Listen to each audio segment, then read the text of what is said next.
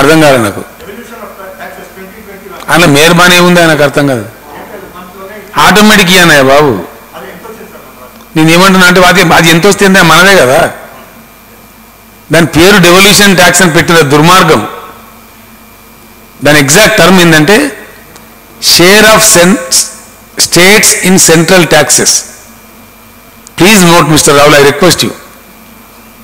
Share of states in central taxes, this is constitutional condition. ఇది ఎవరి రాజ్యాంగ హక్కు, రాష్ట్రాల యొక్క రాజ్యాంగ హక్కు. దీన్ని గోల్మాల్ చేయడానికి వాళ్ళు చేస్తున్నారు, చాలా చేస్తున్నారు. చాలా పనులు ఏం చేస్తున్నారు, సెంట్రల్ ట్యాక్స్ రూపంలో తీసుకోకుండా సెస్ల రూపంలో తీసుకొని రాష్ట్రాలను ముంచుతున్నారు. ఇది ఫ్యాక్ట్, ఇది రాయి. ఇది నిజమా కాదా చెప్పాలి దమ్ముంటే.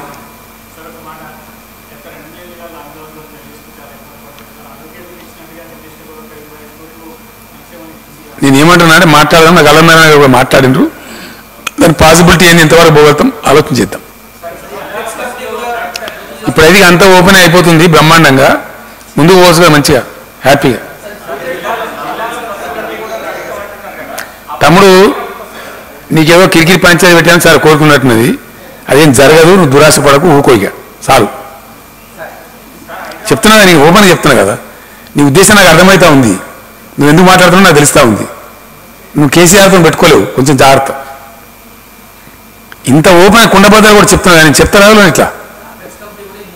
నేను ఏమంటున్నా అంటే ఇట్స్ ఎ కంటిన్యూస్ ప్రాసెస్, దానిపై ఇష్యూ లేదు కదా.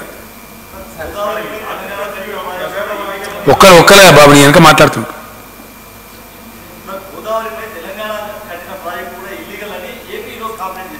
చాలా సంతోషం కదా, మేము వద్దంటున్నామా. గోదావరి మీద నాకు ఇంకో కమిటీ వేసిన ఈ మధ్యనే, ఎక్స్పర్ట్స్ కమిటీ. గోదావరిలో మా వాటా పోను, మాకు 650 టీఎంసీ సర్ప్లస్ వాటా కావాలని అడుగుతున్నాం కేంద్రాన్ని. ఎస్ ప్లీజ్ రాయాలి మీరు. ఎందుకోసం మాట్లాడితే కావేరి గోదావరి కావేరి అని మాట్లాడుతున్నారు. ఇక మన అవసరాలు తీరితే కదా పూర్తి స్థాయిలో. ఇలా మాకు తాగునీటికైనా సాగునీటికైనా పరిశ్రమల నీళ్ళకైనా మరో దానికైనా గోదావరి తప్ప ఇంకో దిక్కు లేదు. కాబట్టి మేము గోదావరి బేసిన్లో ఉన్నాం. దాదాపు 500 కిలోమీటర్ల పైచీలు గోదావరి తెలంగాణలో ప్రవహిస్తుంది. మా బేసిన్ క్యాచ్మెంట్ అంతా దానిలో ఉంది. కాబట్టి మాకు హక్కు ఉంది. మాకు మా వాటా 950 టీఎంసీలు కాకుండా మరొక 650 టీఎంసీలు సర్ప్లస్ నీళ్ళు మాకు కేటాయించమని మేము కోరుతున్నాం. ఎప్పుడో కోరినాం, మళ్ళీ ఇప్పుడు కమిటీ చేసి మళ్ళీ అడుగుతున్నాం. This is what is my state as a Telangana state. Almatti ఎత్తు 519 మీటర్ల నుంచి 524 మీటర్లకు పెంచుతూ ఉన్నారు కర్ణాటకలో.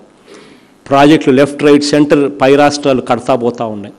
మన దగ్గరికి వచ్చే వరద నీళ్లు ఎన్ని రోజులు ఉంటాయి వరద అనేది చూస్తే, అంటే వరద అంటే 885 రోజులు ఎన్ని రోజులు ఉంటాయని చెప్పి చూస్తే కేవలం 10 రోజులు యావరేజ్ మాత్రమే ఉంది. అంటే 881 అడుగులు ఎన్ని రోజులు ఉంటాయని చెప్పి చూస్తే నీకు 10 రోజులు 12 రోజులు ఉంటే ఎప్పుడు ఆ ప్రాజెక్టులు నిండుతాయి, ఎప్పుడు ఆ ప్రాజెక్టులకు పోతాయి అన్న పరిస్థితి క్లియర్గా అర్థమవుతూ ఉంది. ఇటువంటి పరిస్థితుల్లో అందుకనే పక్కన చూద్దామా అని అంటే తెలంగాణ రాష్ట్రం, ఆ పక్కన తెలంగాణ రాష్ట్రంలో చూస్తే అన్ని ప్రాజెక్టులు వాళ్ళ 800 అడుగుల్లోనే ఉన్నాయి. పవర్ జనరేషన్ వాళ్ళు శ్రీశైలం నుంచి పవర్ జనరేషన్ ఎప్పుడు మొదలు పెడతారు అని అంటే 796 అడుగులకు నీళ్ళు వస్తాయని పవర్ జనరేషన్ అటువైపు నుంచి మొదలు పెడతా ఉన్నారు. సో ఇంకా ఏ రకంగా నిండుతాయి, ఏ రకంగా ప్రాజెక్టులు బతుకుతాయి, ఏ రకంగా రాయలసీమ ప్రకాశం నెల్లూరుకు నీళ్ళు వస్తాయి అని చెప్పి ఒక్కసారి ఆలోచన చేస్తేనే మనసు కష్టం అనిపిస్తుంది. అందుకనే దీనికి పరిష్కారం చూపించాలి అని చెప్పి ఒకటే ఒక ఉద్దేశంతో 800 అడుగులు పక్కన తెలంగాణ రాష్ట్రంలో వాళ్ళు ఆపరేట్ చేస్తూ ఉన్న పంపులతో 800 అడుగుల్లో వాళ్ళు ఆపరేట్ చేస్తూ ఉన్నారు. అదే 800 అడుగుల్లో మనం కూడా 3 టీఎంసీలతో మన పంపులు కూడా మనం పెట్టే కార్యక్రమం చేస్తూ ఉన్నాం. అప్పుడు ఇద్దరం సమానంగా ఒకే ప్లాట్ఫామ్ మీద ఉంటాం. వాళ్ళు 800 అడుగుల్లో ఉంటారు, మనము 800 అడుగుల్లో ఉంటారు. మన కేటాయించిన నీళ్ళు మనం తీసుకుంటాం, వాళ్ళ కేటాయించిన నీళ్ళు వాళ్ళు తీసుకుంటారు. ఎవరికి నష్టం జరిగించే పరిస్థితి ఉండదు, ఎవరికి కష్టం జరిగించే పరిస్థితి ఉండదు. న్యాయం అన్నది సమానంగా ఒక తాటి మీదకి అనేది వచ్చే కార్యక్రమం జరుగుతుంది. నేనేమంటున్నా అంటే మేము చట్టం పరిధిలో మా ప్రజలకు న్యాయం చేయడానికి మాకున్న వాటా పరిధిలో మేము కట్టుకుంటున్నాం. మేము ఎక్కడ ఉల్లంఘించలే, అతిక్రమిస్తే మాకెవరు ఊరుకోరు. కాబట్టి మేము వివాదాలకు పోదలుచుకోలేదు. నేను ధైర్యం ఉన్న మనిషిని, నేను పిచ్చి పిచ్చిగా అల్లా టప్పగా మాట్లాడేవాని కాదు. ఎందుకంటే నాకు విషయ పరిజ్ఞానం ఉంది, భౌగోళిక పరిజ్ఞానం ఉంది, ప్రజల అవసరాల ఏడలో కన్సర్న్ కూడా ఉంది. ప్రజలు ఎక్కడ వాళ్ళని ప్రజలే. ఎస్, ఎవరో చిల్లరగా కూడా నువ్వు రాయలసీమకు నిలువు అని అనలేదా? ఎందుకు అనలేదు? 100% అన్న. నేను ఖచ్చితంగా చెప్పిన, ఇప్పుడు కూడా చెప్తున్నా. ఎందుకు పోతుంటే రాయలసీమకు నీళ్ళు? గోదావరిలో సముద్రానికి పోతున్నాయి నీళ్లు, అవి తీసుకొని పొమ్మని చెప్పిన నేను. తప్ప ఎక్సెస్ వాటర్ ఉంది గోదావరిలో, దాన్ని మలుపుకొని రా తీసుకుపోయినని చెప్పినాం. అది బుద్ధిమంతుల మాట కదా, మంచి మాట కదా. మేము కనుక లొల్లి పిచ్చి లొల్లి మేము పెట్టాం. మాకు అట్లాంటి చిల్లర అవసరాలు లేవు. కాబట్టి మేము పర్ఫెక్ట్గా ఉంటాం. 100% మాకు ప్రజలు పర్ఫెక్ట్ మద్దతు ఇస్తున్నారు. వీళ్ళ గురించి పట్టించుకోవద్దనే మాకు ప్రజలు చెప్తున్నారు. ఇక ఊరికే మీ టైం వేస్ట్, మా టైం వేస్ట్ ఎందుకు? ఏందండి అది వాళ్ళ కర్మ, మేమేం చేయాలా? నేను మీకు యాద ఉంటుంది, మీరే రాసిన పేపర్లలో ఆ రాష్ట్రం అంతా పిలిచి భోజనం పెట్టి కూర్చోబెట్టి, బేసిన్లు లేవు, బేసేజాలు లేవు, బ్రహ్మాండంగా నీళ్ళు వాడుకోండి, మేము వాడుకుంటాం, మీరు వాడుకోండి, ఇరు రాష్ట్రాలకు సరిపోను ఇంకో 1000 TMCలు ఎక్కువ ఉన్నాయి, పిచ్చి కొట్లాడలు బంద్ చేయండి అని చెప్పినండి.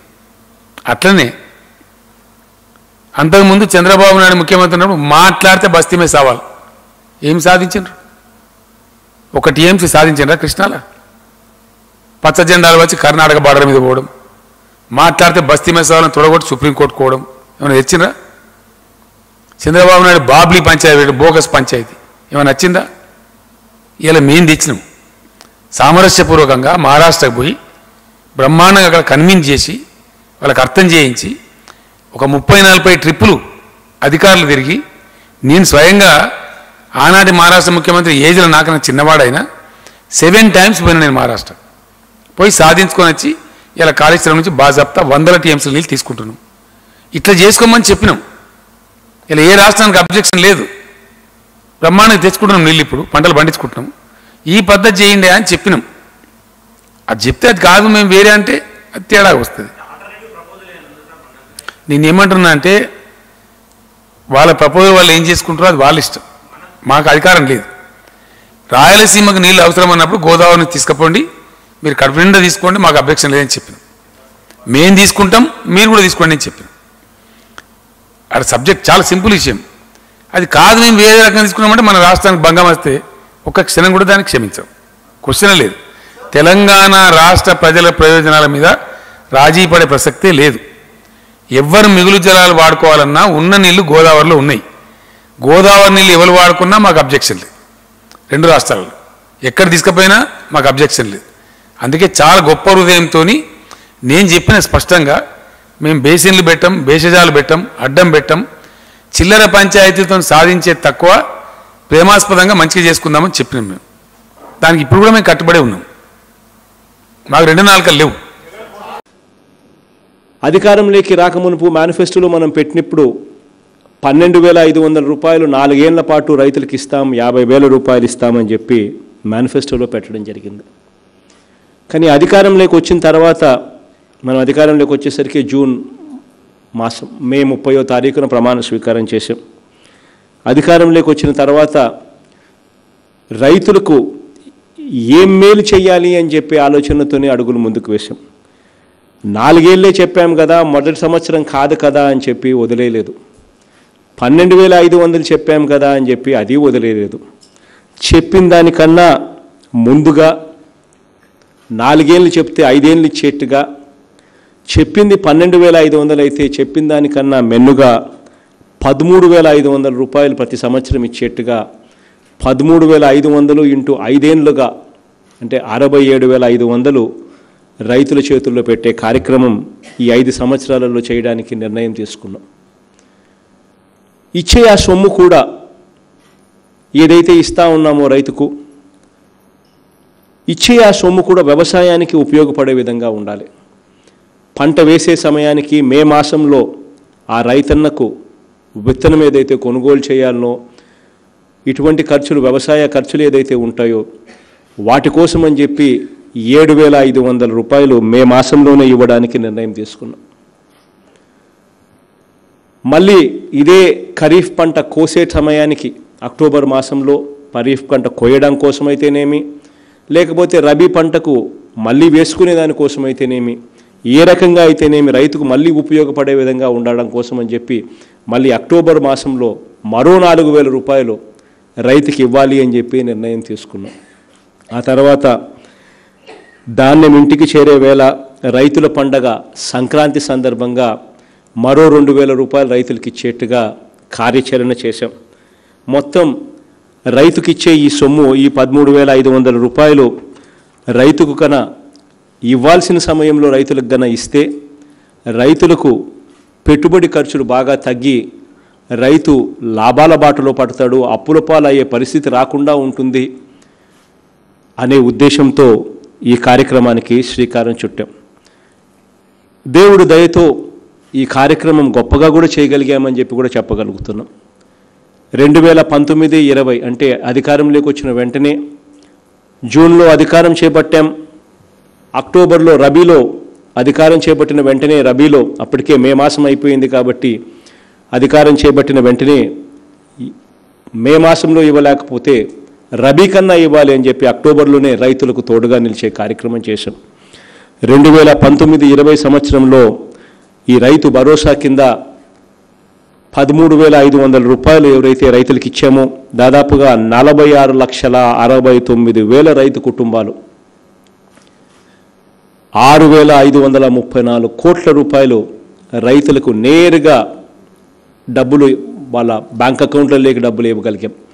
ఆ ఇచ్చే డబ్బు కూడా బ్యాంకులు ఎవరు కూడా వాళ్ళ రైతులకు ఉన్న పాత అప్పులకు జమ చేసుకోలేని విధంగా అన్ఇన్కంబర్డ్ బ్యాంక్ అకౌంట్స్గా మార్చి ఆ డబ్బును ఇవ్వాలి అని చెప్పి బ్యాంకర్స్తో మాట్లాడిన పిమ్మట ఆ డబ్బులు రైతుల ఖాతాల్లోకి వేయడం జరిగింది. 2020-21 మళ్ళీ ఈ సంవత్సరం వచ్చేసరికి మళ్ళీ మే మాసంలోనే రైతులకు తోడుగా ఉండేందుకు రైతులకు మొదటి దఫా కింద మనం ఇస్తామన్న 7,500 రూపాయలు దాదాపుగా మరో 3,675 కోట్ల రూపాయలు. అంటే కేవలం మనం అధికారంలోకి వచ్చి ఇంకా సంవత్సరం కూడా పూర్తి కాల. సంవత్సరం కూడా పూర్తి కాకమునిపే రైతులకు మనం ఇచ్చింది ఎంత అని చెప్పి నేరుగా వాళ్ళ అకౌంట్లలోకి రైతు భరోసా సొమ్ము కింద ఎంత ఇచ్చామని చెప్పి చూస్తే 6,534, ఇప్పుడు మళ్ళీ 3,675 కోట్లు. అంటే అక్షరాల 10,209 కోట్ల రూపాయలు రైతులకు మనం అధికారంలోకి వచ్చి సంవత్సరం కూడా ఇంకా పూర్తి కాకమునిపే రైతులకు ఇవ్వగలిగాం, నేరుగా వాళ్ళ చేతులకే ఇవ్వగలిగాం.